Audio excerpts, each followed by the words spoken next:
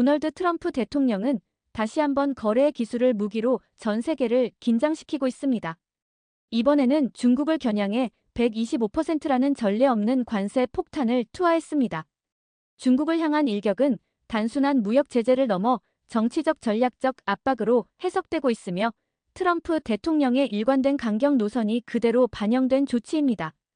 특히 한국을 비롯한 70여 개국은 90일간의 관세 유예를 받은 반면 중국만큼은 단호하게 예외로 두며 타깃이 명확하다는 점을 분명히 했습니다. 트럼프 대통령의 이번 조치는 한 놈만 팬다는 식의 집중 전략으로 요약됩니다.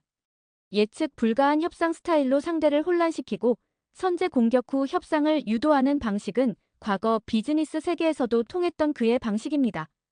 백악관은 중국이 경솔하게 보복을 결정했다며 미국은 그 이상의 강도로 맞설 것이라고 경고했습니다.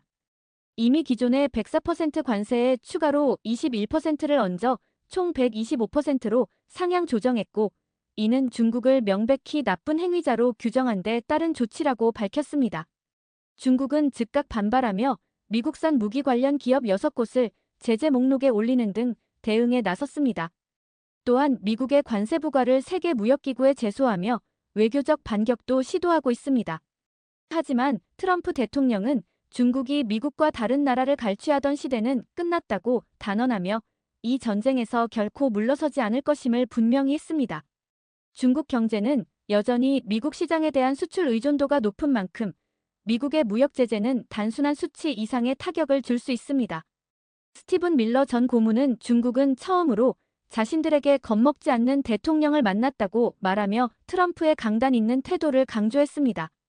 실제로 미국 내부 여론도 트럼프 대통령의 강경 정책에 힘을 실어주는 분위기입니다. 과거 마크 밀리 합참의장이 중국 측에 공격 정보를 사전 통보하겠다고 한 사실이 드러나며 바이든 행정부의 친중 행보에 대한 반감도 한층 고조되고 있습니다. 트럼프는 중국의 급소를 정확히 노리는 전략을 펼치고 있습니다.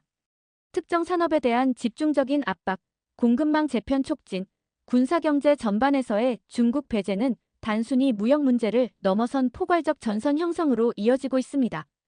한편 미국 내에서는 부채 위기에 대한 우려가 커지는 가운데 트럼프는 산업 기반 복원을 통해 이를 해결하겠다는 의지를 내비쳤습니다.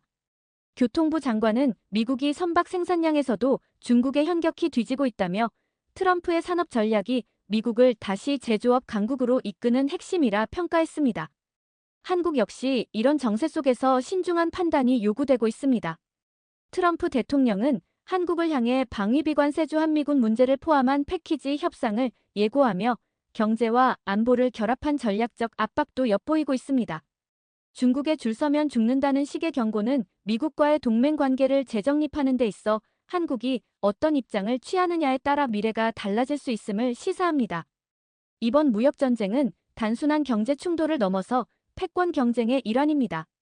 트럼프 대통령은 단순히 관세를 올리는 데 그치지 않고 이를 통해 중국의 패권 야욕을 견제하고 미국 중심의 글로벌 공급망 재편을 유도하고 있습니다. 시간이 중국의 편이 아니라는 그의 발언은 장기전에 대한 자신감을 보여주며 이 싸움이 단기간에 끝나지 않을 것임을 예고합니다. 중국은 여전히 맞대응을 선언하고 있지만 그 경제적 파급력과 전략적 고립은 점점 더 커지고 있습니다. 결국 트럼프의 관세 전쟁은 단순한 무역 보복이 아니라 글로벌 질서 재편을 위한 전면전입니다. 미국의 전략은 중국을 경제적으로 압박하고 외교적으로 고립시키는 다층적 전술을 통해 자신들의 우위를 확고히 하겠다는 것이며 그 중심에는 도널드 트럼프 대통령의 강경한 결단이 자리 잡고 있습니다. 좋아요, 구독, 알림 설정 부탁드립니다.